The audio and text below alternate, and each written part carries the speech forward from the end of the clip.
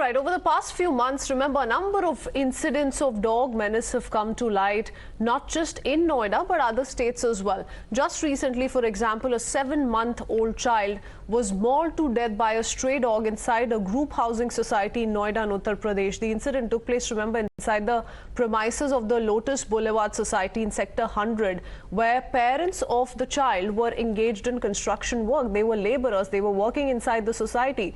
Another shocking video surfaced on social media just 2 days ago, in which a pet dog was seen attacking the security guard of a housing society in Uttar Pradesh's Greater Noida. The video showed the dog charging towards the guard as soon as it comes out of this house.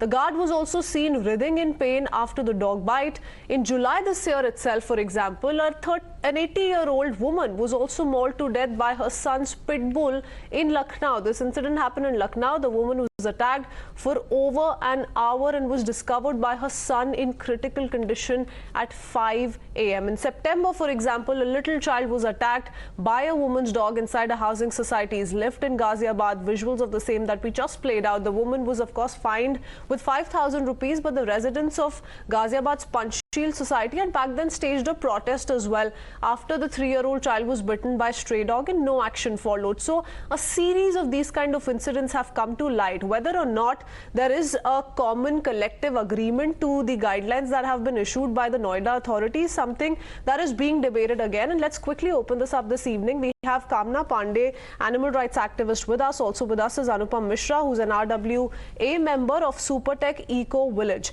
Mr.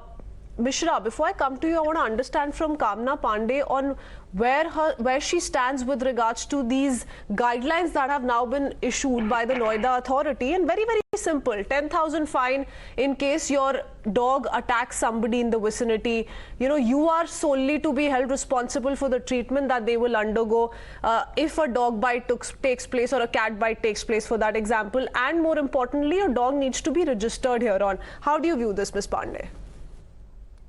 Okay, so let's break it up in a few parts. Registration is all right. The authority has a right to keep track of the animals, and it's okay.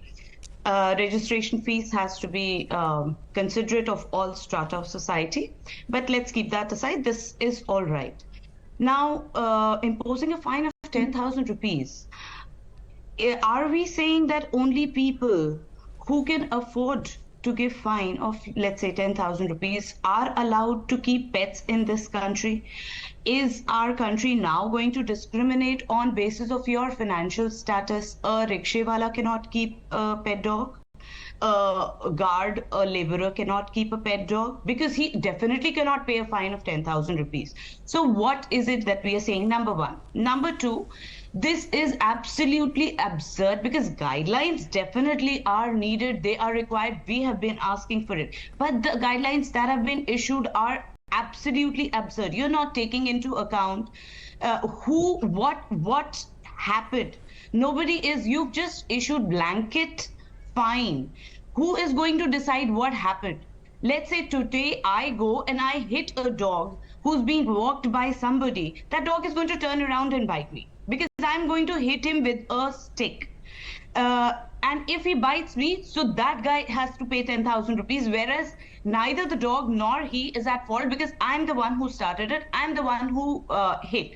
So you're saying there needs to be, above and beyond this, Kamna, if I may, there needs to be a greater sense of understanding and knowledge that perhaps needs to be, you know, everyone must be educated about how to treat dogs, how to treat stray dogs, pet dogs, everyone for that matter. That's what you're trying to hint at. Mr. Mishra, two points that, you know, I will take forward from where Kamna left, and I want to talk about the 10,000 amount that she spoke of. Kamna, also very interestingly, you know, just to keep up with owning a dog, for example, there is basic ration that goes into feeding the dog. At least twice you're feeding an adult dog, and in that sense, I'm sure somebody who's keeping a dog has in them, you know, the financial capabilities of putting that kind of amount on a daily basis, can pay a one-time amount of 10,000. Secondly, this also inculcates a sense of responsibility in the owners, if I may say, because you can't just leave your dog loose without a leash. There has to be a sense of ownership of petting a dog and petting them right. Anupam Mishra ji, where do you stand on this? No, definitely. The see the guidelines is really most welcome. What we have is, which is 10,000 rupees of fine. So that is good. And a part of this, the dog owners and what actually we are not a dog haters, right? We are also the dog lovers. We know that we need to definitely, these are the animals that we need to take in care. But there is definitely needs to be some guidelines, and strict guidelines should be there, because what we are seeing in a every day, that in a lift without any mask, they just travel in a roaming in the lifts and all. So that is actually lift is a very a small area where we can say the area is not that much to at least we can keep the dog. So that's the main reason while traveling in lifts, at least mask should be there, their mask should be there, but 90% cases where dog owners are not following these guidelines. So this should be definitely strictly, because all the incidents, if you are seeing that which is running live in the TV, which is also seeing that the kids is there and the dog is biting here, right? So I mean, I'm not able to understand that this kid is going to hit this dog. No, he's not going to hit, right? Still dog is biting that particular kid, small kid. So see the situation. The dog never bit the kid. Please replay the clip again and you will see he only grabbed the string.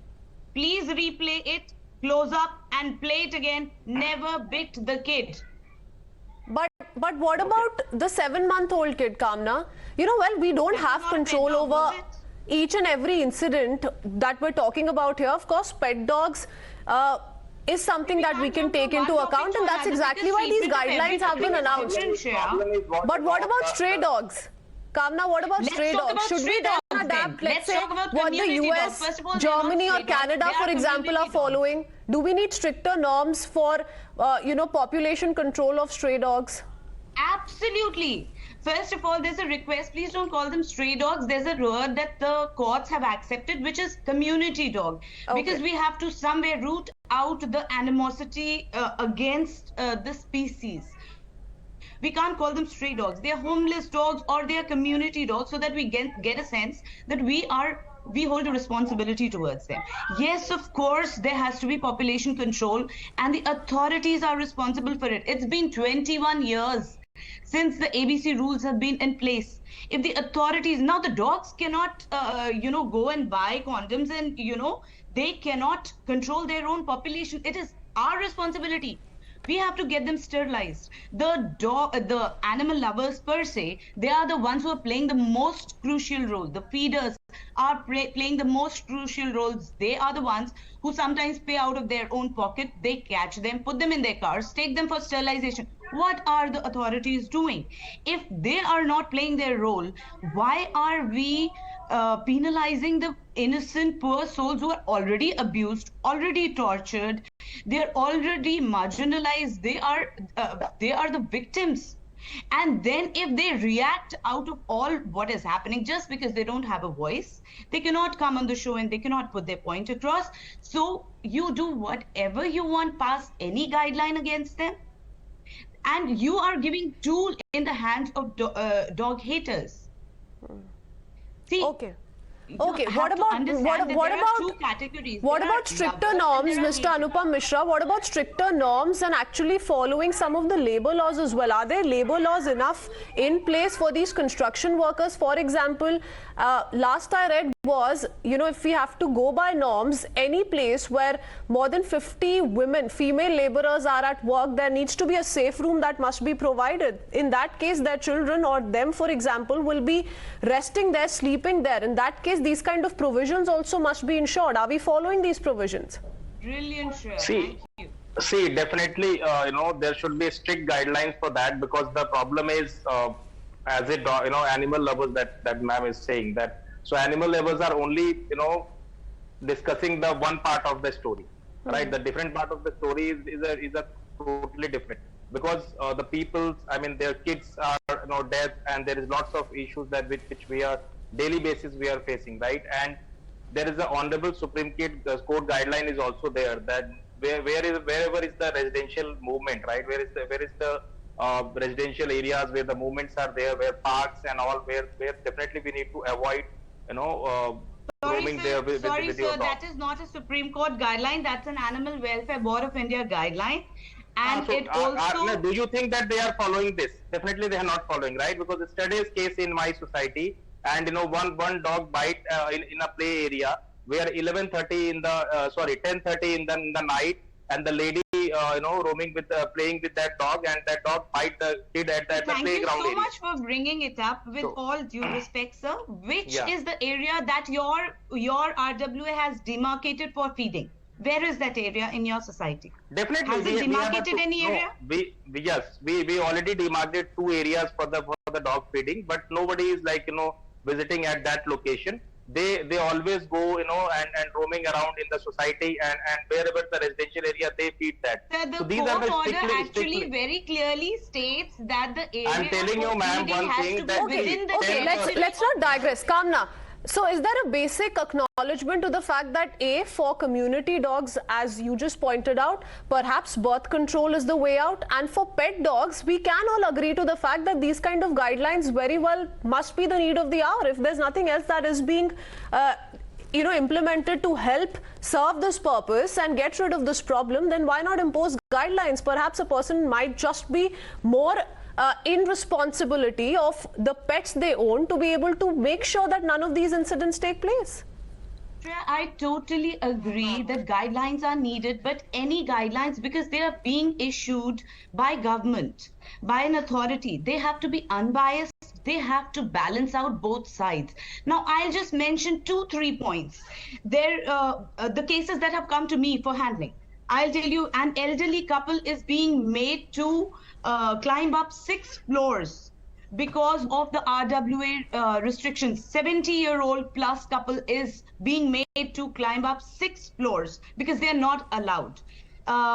Pets are continuously witnessing people fighting verbally and physically with their pet parents, and they are naturally getting defensive. These are red flags. They should not be there. And yet we can't deny the outcome. Kamna, we can't deny the outcome. These visuals are extremely scary.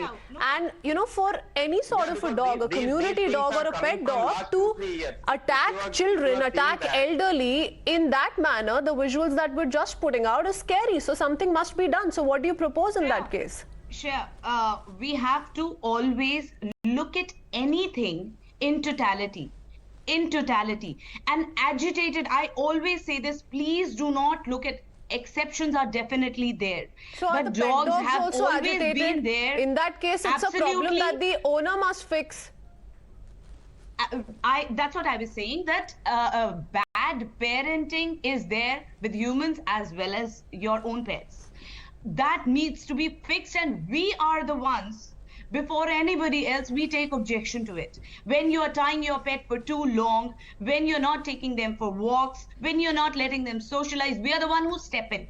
Because when these things happen, the pet is bound to get affected, his behavior is bound to get changed. But that is one side of, it's not like we are always, whatever you want to do, it's okay, we will always be there. No, there is bad pet parenting also. But and it needs to be regulated. But the way it is being regulated, I don't see us walk down that path wherein one is now going to have criterias in place for people to start adopting dogs or start petting dogs. So we really don't know if that's going to yield any sort of a result on a logical level. But my only concern here is that innocent people, children, elderly, nobody must be at the receiving end of this kind of a incident, the kind of incidents that we've just seen play out. And this certainly has created a difference, a rift between the dog lovers and the stray neighbors, and we're just hoping for a logical conclusion that can actually be implemented. I thank both of you for joining us this evening. We'll have to quickly wrap it up with that.